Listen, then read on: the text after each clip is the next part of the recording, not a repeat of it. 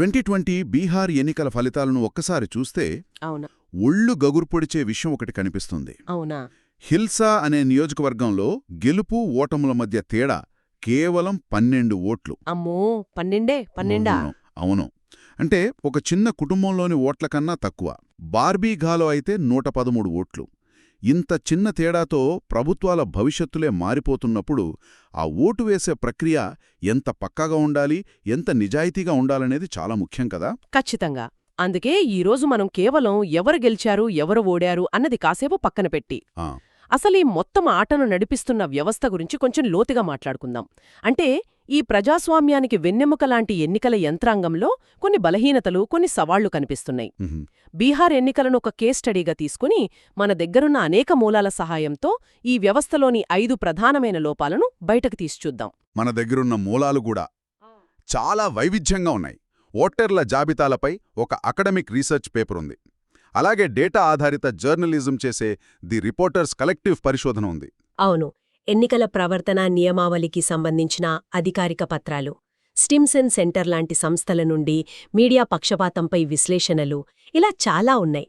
మన లక్ష్యం విమర్శించడం కాదు, ఈ సంక్లిష్టమైన వ్యవస్థను అర్థం చేసుకోవడం. సరే, మరి మొదలు పెడదామా? తప్పకుండా. మొదటి లోపంతోనే ఆరంభిద్దాం. ఏ ఎన్నికలకైనా పునాది ఓటర్ల జాబితా. ఆ పునాదే కదిలిపోతే? ఓకే, దీన్ని విడమర్చూద్దాం. మన మొదటి అంశం పునాదిలోనే లోపం, అంటే ఓటర్ల జాబితా సమగ్రత. బీహార్లో ఎన్నికలకు ముందు స్పెషల్ ఇంటెన్సివ్ రివిజన్ అని ఓటర్ల జాబితాను పెద్ద ఎత్తున సమీక్షించారు. పేరు వినడానికి చాలా బలంగా ఉంది, స్పెషల్ ఇంటెన్సివ్ అని. దీని లక్ష్యం జాబితాలను శుభ్రపరచడం, తప్పుల్లేకుండా చూడటం అన్నమాట. పేరు గొప్పగా ఉన్నా ఇక్కడే అసలు సమస్య మొదలైంది. ఈ ప్రక్రియ పక్షపాతంగా జరిగిందని, అంటే కొన్ని పార్టీలకు అనుకూలంగా ఓట్లను చేర్చారని, మరికొందరిని తొలగించారని తీవ్రమైన ఆరోపణలు వచ్చాయి.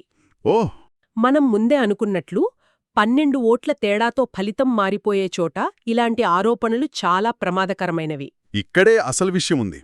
ది రిపోర్టర్స్ కలెక్టివ్ పరిశోధన ప్రకారం ఎన్నికల సంఘం దగ్గర నకిలీ ఓట్లను గుర్తించడానికి ఒక ప్రత్యేకమైన సాఫ్ట్వేర్ ఉంది. ఉంది. ఆశ్చర్యకరంగా ఈ ఇంటెన్సివ్ సమీక్షలో ఆ సాఫ్ట్వేర్ను వాడనే లేదట. ఇది విన్నప్పుడు నేను నిజంగా ఆశ్చర్యపోయాను. అంటే మీ దగ్గర ఒక సమస్యను పరిష్కరించే సాధనం ఉండి కూడా దాన్ని వాడకపోవడం ఏంటి? దీని పర్యవసానాలు చాలా తీవ్రంగా ఉన్నాయి. ఆ పరిశోధన ప్రకారం తుది జాబితాలో ఏకంగా 14.35 లక్షల నకిలీ ఓట్లు ఉన్నాయని అనుమానిస్తున్నారు. 14 లక్షలా? అవును, 14.5 లక్షలు. ఈ సంఖ్య వింటే మనకు మామూలుగా అనిపించొచ్చు. కాని ఒక్కసారి ఆలోచించండి. దాదాపుగా ఒక పెద్ద నగర జనాభా అంతా, అంటే ఒక నగరం మొత్తం దొంగ ఓట్లతో నిండిపోయిందన్నమాట. అమ్మో, అలాంటి పరిస్థితుల్లో ఎన్నికల ఫలితాలు ఎంతవరకు నమ్మశక్యంగా ఉంటాయి? ఇది నమ్మశక్యంగా లేదు. ఇంకా లోతుగా వెళ్తే అందులో 3.4 లక్షల ఓటర్ల పేర్లు, వారి బంధువుల పేర్లు, వయసు అన్నీ అక్షరం పొల్లుపోకుండా ఒకేలా ఉన్నాయట. సరిగ్గా అవే వివరాలతో. ఇంకా దారుణమేంటంటే కనీసం 20 ఇళ్ల చిరునామాలపై 650 మందికి పైగా ఓటర్లుగా నమోదయ్యారు. అంటే ఒకే ఇంట్లో 30-35 మంది ఓటర్లు ఉన్నట్టు లెక్క. అవును, ఇది స్పష్టంగా ఏదో తప్పు జరిగిందని సూచిస్తోంది. ఇక్కడొక ప్రశ్న తలెత్తుంది. ఇది కేవలం నిర్లక్ష్యమా, లేక ఉద్దేశపూర్వకంగా జరిగిందా? సాఫ్ట్వేర్ అందుబాటులో ఉన్నా వాడలేదంటే అది కేవలం సిబ్బంది సామర్థ్యం లేకపోవడమని సరిపెట్టుకోలేం కదా. కరెక్ట్. ఇది వ్యవస్థ ఉద్దేశాలపైనే అనుమానాలు రేకెత్తిస్తోంది. దీని ప్రభావం అందరిపైనే ఒకేలా ఉండదు కదా. ముఖ్యంగా అణగారిన వర్గాలపై ఎలా ఉంటుంది? సరిగ్గా అడిగారు. మన దగ్గరున్న అకాడమిక్ పేపర్ ఇదే చెబుతోంది. నిరక్షరాస్యత, డిజిటల్ సౌకర్యాలు అందుబాటులో లేకపోవడం వల్ల పేద, అణగారిన వర్గాల వారు తమ పేర్లు జాబితాలో ఉన్నాయో లేవో సరిగ్గా ఉన్నాయో లేదో చూసుకోవడం కష్టం. చాలా కష్టం. వాళ్ళు ఈ ప్రక్రియకు దూరంగా ఉండిపోతారు. తమిళనాడుకు సంబంధించిన ఒక వార్తను చూస్తే ఇది కేవలం బీహార్ సమస్య కాదని, దేశవ్యాప్తంగా ఉందని అర్థమవుతోంది. అంటే ఓటర్ల జాబితా అనే పునాదే ఇంత బలహీనంగా, అనుమానాస్పదంగా ఉన్నప్పుడు ఇక ఆ పునాది మీద కట్టే ఎన్నికల సౌధం ఎంత పటిష్టంగా ఉంటుంది? ఇది మన రెండో అంశానికి దారితీస్తుంది. ఆట ఆడే నియమాలు ఎంతవరకు అమలవుతున్నాయి? అదే మోడల్ కోడ్ ఆఫ్ కండక్ట్. సరిగ్గా పాయింట్కొచ్చారు. మన రెండో లోపం ఆట నియమాలు, అంటే ప్రచార నియమావళి అమల్లో సవాళ్లు. ఎంసీసీ అంటే ఎన్నికల సమయంలో పార్టీలు, అభ్యర్థులు ఎలా ప్రవర్తించాలో చెప్పే నిబంధనల పుస్తకం. దీని ముఖ్య ఉద్దేశం అందరికీ సమాన అవకాశాలు కల్పించడం. అవును, ఒక లెవెల్ ప్లేయింగ్ ఫీల్డ్ కల్పించడం. ఇందులో ముఖ్యంగా అధికారంలో ఉన్న పార్టీకి ప్రత్యేక నియమాలుంటాయి కదా, వాళ్లకు ప్రభుత్వ యంత్రాంగం చేతిలో ఉంటుంది కాబట్టి దాన్ని దుర్వినియోగం చేసే అవకాశం ఎక్కువ. కరెక్ట్. ఉదాహరణకు, మంత్రులు తమ అధికారిక పర్యటనలను ఎన్నికల ప్రచారంతో కలపకూడదు. ప్రభుత్వ డబ్బుతో తమ విజయాలను ప్రచారం చేస్తూ ప్రకటనలు ఇవ్వకూడదు. కానీ ఇది ఆచరణలో ఎంతవరకు సాధ్యం? ఒక మంత్రి ఎన్నికల సమయంలో ఒక జిల్లాకు అధికారిక సమీక్ష కోసం వెళితే అది ప్రచారమా కాడా అని ఎలా నిరూపిస్తారు? ఆ గీత చాలా సన్నగా ఉంటుంది, చెప్పడం కష్టం. మేనిఫెస్టోలలో ఉచిత హామీల గురించి కూడా చాలా చర్చ జరుగుతుంది కదా. దానిపై సుప్రీంకోర్టే స్పందించింది. ఇలాంటి ఉచిత హామీలు ఇవ్వడం చట్టప్రకారం అవినీతి కాకపోవచ్చు, కానీ ఇది ఒక దుష్ట సాంప్రదాయం అని వ్యాఖ్యానించింది. ఎందుకంటే ఇది ఓటర్లను తప్పుదోవ పట్టించి ఎన్నికల ప్రక్రియ యొక్క స్వచ్ఛతను దెబ్బతీస్తుంది. అలాగే రాత్రి 10 నుండి ఉదయం 6 మధ్య లౌడ్ స్పీకర్లు వాడకూడదు. ప్రచారం ముగిశాక బయటి నాయకులు నియోజకవర్గంలో ఉండకూడదు. ఇలాంటి నియమాలు చాలా ఉన్నాయి. కానీ వాటి ఉల్లంఘనలు జరుగుతూనే ఉంటాయి.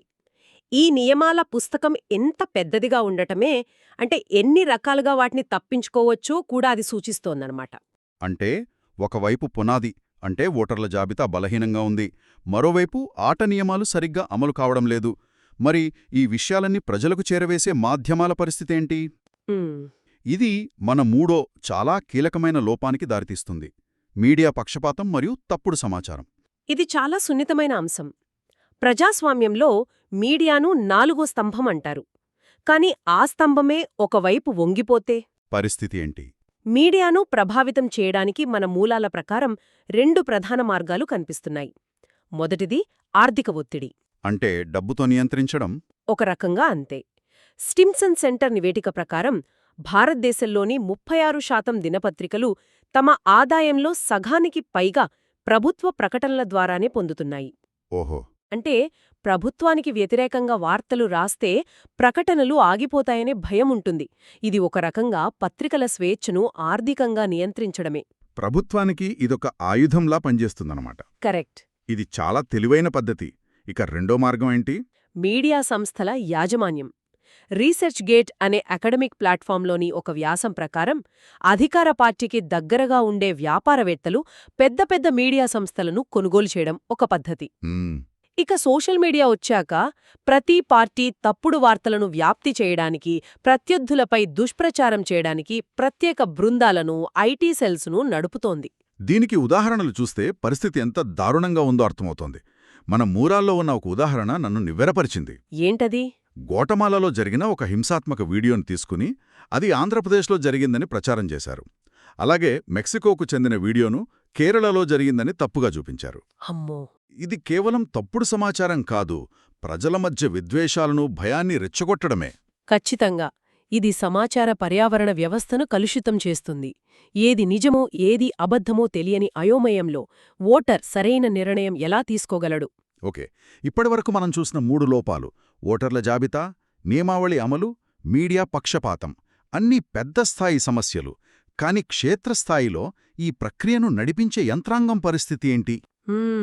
ఇది మన 4వ లోపానికి దారితీస్తుంది: పరిపాలన మరియు సాంకేతిక లోపాలు. అవును. మనం మళ్లీ ఓటర్ల జాబితా విషయానికి వస్తే, కేవలం సాఫ్ట్వేర్ వాడకపోవడం మాత్రమే కాదు, క్షేత్రస్థాయిలో పనిచేసే సిబ్బందికి కూడా అనేక సవాళ్లున్నాయి. అంటే ఎలాంటివి? మన దగ్గరున్న అకాడమిక్ పేపర్ ప్రకారం చాలా ప్రాంతాల్లో సిబ్బంది కొరత ఉంది. గ్రామీణ ప్రాంతాలకు వెళ్లడానికి సరైన రవాణా సౌకర్యాలు లేవు. ఇంటర్నెట్ కనెక్టివిటీ సరిగ్గా ఉండదు. వీటన్నిటికీ మించి సిబ్బందికి సరైన శిక్షణ కూడా ఉండదు. ఇవన్నీ చిన్న చిన్న సమస్యలుగా అనిపించినా కలిపి చూస్తే వ్యవస్థ సమగ్రతనే దెబ్బతీస్తాయి. మళ్ళీ అదే ప్రశ్న వస్తుంది: ఇది సామర్థ్యం లేకపోవడమా లేక సంకల్పం లేకపోవడమా? అదే $1 మిలియన్ ప్రశ్న. కెనడా, ఆస్ట్రేలియా వంటి దేశాలలో ఓటర్ల జాబితాలను నిరంతరం అప్డేట్ చేస్తారు. జనన, మరణాల రికార్డులు, చిరునామా మార్పులు వంటి ఇతర ప్రభుత్వ డేటాబేస్లతో దాన్ని అనుసంధానం చేస్తారు. హో! దీనివల్ల జాబితాలు చాలా ఖచ్చితత్వంతో ఉంటాయి. అంటే మెరుగైన వ్యవస్థలు సాధ్యమేనని, సాంకేతికంగా ఇది అసాధ్యమైన పనేమీ కాదని మనకు తెలుస్తోంది. మన దగ్గర ఆ సంకల్పం ఎంతవరకు ఉందన్నదే అసలు ప్రశ్న. అవును. సరే, మనం జాబితా, నియమాలు, మీడియా యంత్రాంగం గురించి మాట్లాడాం. ఈ మొత్తం ఆటను పర్యవేక్షించే అంపైర్ల సంగతేంటి? అంటే ఎన్నికల సంఘం వంటి సంస్థలు. ఆ వాటిపై ప్రజలకు నమ్మకం ఎంతవరకు ఉంది? ఇది మన చివరి 5వ లోపానికి దారితీస్తుంది. సంస్థల నిష్పక్షపాతతపై పెరుగుతున్న సందేహాలు. ఇది అన్నింటికన్నా ప్రమాదకరమైనది. ఎందుకంటే ప్రజలకు వ్యవస్థపై నమ్మకం పోతే ప్రజాస్వామ్యమే ప్రమాదంలో పడుతుంది. ఎన్నికల సంఘం వంటి సంస్థలు పక్షపాతంగా వ్యవహరిస్తున్నాయని ఆరోపణలు ఇటీవలి కాలంలో ఎక్కువయ్యాయి. బీహార్ ఎన్నికల అధికారి ఒక జర్నలిస్ట్తో అన్న మాటలు దీనికొక ఉదాహరణ. ఏమన్నారాయన? ది రిపోర్టర్స్ కలెక్టివ్ కథనం ప్రకారం ఓటర్ల జాబితాలోని అవకతవకలపై ప్రశ్నించినప్పుడు ఆ అధికారి ప్రవర్తనా నియమావళి అమల్లో ఉంది, రిపోర్ట్ చేసే ముందు ఆలోచించుకోండి అని హెచ్చరించినట్లు మాట్లాడారు. అంటే ఇది ఒక రకంగా బెదిరింపే కదా? అవును. పారదర్శకతను ప్రోత్సహించాల్సిన అధికారే ఇలా మాట్లాడితే అది స్వేచ్ఛాయుత జర్నలిజంకి, ప్రశ్నించే గొంతుకుకు ఆటంకం కలిగించినట్లే. కేవలం వ్యక్తుల ప్రవర్తనే కాదు, వ్యవస్థాగత స్థాయిలో కూడా మార్పులు కనిపిస్తున్నాయి. ఎన్నికల కమిషనర్ల నియామకంపై ఒక కొత్త చట్టం వచ్చింది కదా? అవును. పిఆర్ఎస్ రీసెర్చ్ ప్రకారం గతంలో ఎన్నికల కమిషనర్లను ఎంపిక చేసే కమిటీలో భారత ప్రధాన న్యాయమూర్తి కూడా ఉండాలని సుప్రీంకోర్టు సూచించింది. ఎందుకు? ఎందుకంటే న్యాయ వ్యవస్థ నుండి ఒకరు ఉంటే ఆ ప్రక్రియలో నిష్పక్షపాతత పెరుగుతుందని. కాని కొత్త బిల్లులో ప్రభుత్వం సీజేఐని తొలగించి ఆయన స్థానంలో ఒక కేబినెట్ మంత్రిని చేర్చింది. అంటే ఇప్పుడు ఆ కమిటీలో ప్రధాని, ఆయన నామినేట్ చేసిన మంత్రి ఉంటారు. కరెక్ట్. ఇది కార్యనిర్వాహక వర్గానికి పూర్తి ఆధిపత్యం ఇస్తుంది. ఇది సంస్థల స్వతంత్ర ప్రతిపత్తిపై తీవ్రమైన సందేహాలను రేకెత్తిస్తుంది. ఇన్ని సమస్యలు, ఆరోపణలు ఉన్నప్పటికీ బీహార్ ఎన్నికల తర్వాత ఎన్నికల సంఘం ఒక్క నియోజకవర్గంలో కూడా రీపోల్ అవసరం రాలేదని, ఎన్నికలు సజావుగా జరిగాయని ప్రకటించింది. ఈ రెండింటినీ ఎలా అర్థం చేసుకోవాలి? ఇదే వ్యవస్థలోని సంక్లిష్టక. ఒకవైపు రైళ్లు టైంకి నడుస్తున్నాయని, అంతా సవ్యంగా ఉందని అధికారికంగా కనిపిస్తుంది. కాని లోపల ప్రయాణిస్తున్న వారికి, వ్యవస్థ పునాదులను పరిశీలిస్తున్న వారికి అందులోని లోపాలు, పగుళ్లు స్పష్టంగా కనిపిస్తాయి. అంటే వ్యవస్థ పనిచేస్తోంది, కాని దాని విశ్వసనీయత నెమ్మదిగా క్షీణిస్తోంది. ఈరోజు మనం 5 ప్రధాన అంశాలను చాలా లోతుగా విశ్లేషించాం. ఓటర్ల జాబితా సమగ్రత, ప్రచార నియమావళి అమలు, మీడియా పక్షపాతం, పరిపాలనా లోపాలు మరియు వ్యవస్థలపై సన్నగిల్లుతున్న నమ్మకం. వీటన్నింటినీ కలిపి ఒక పెద్ద చిత్రంలో చూస్తే ఇవి కేవలం సాంకేతిక లోపాలు కావు. ఇవి ఒక వ్యక్తి, ఒక ఓటు అనే ప్రజాస్వామ్యపు ప్రాథమిక సూత్రాన్ని మరియు ఎన్నికల ప్రక్రియ యొక్క నిష్పక్షపాతతను నేరుగా సవాల్ చేస్తున్నాయి. కరెక్ట్. బీహార్లో 12 ఓట్ల తేడా మనకు చెప్పేది ఒక్కటే: చిన్న లోపాలు కూడా చాలా పెద్ద, తీవ్రమైన పరిణామాలకు దారితీయగలవు. శ్రోతల కోసం ఒక ఆలోచన. మనం చర్చించిన మూలాల్లో వ్యవస్థను బాగుచేయడానికి టెక్నాలజీని మెరుగుపరచడం, చట్టాలను మార్చడం వంటి అనేక పరిష్కారాలు ఉన్నాయి. కానీ కింది స్థాయి నుండి మార్పు గురించి ఆలోచిస్తే, ఓటర్ల జాబితా సమీక్షల ప్రభావం అనేది ఓటర్లు తమ వివరాలను ఎంత చురుకుగా సరిచూసుకుంటున్నారు అనే దానిపైనే ఆధారపడి ఉంటుందని ఒక మూలం స్పష్టంగా చెప్పింది. ఇది మనల్ని ఒక ముఖ్యమైన ప్రశ్న దగ్గర వదిలేస్తోంది. ఈ సమాచార యుగంలో ఎటు చూసినా తప్పుడు వార్తలు, వ్యవస్థలపైనే అనుమానాలు నెలకొలి ఉన్నప్పుడు తమ ఓటు హక్కును కాపాడుకోవలసిన అంతిమ బాధ్యత గతంలో కంటే ఎక్కువగా ఇప్పుడు ఓటర్పైనే పడుతోందా?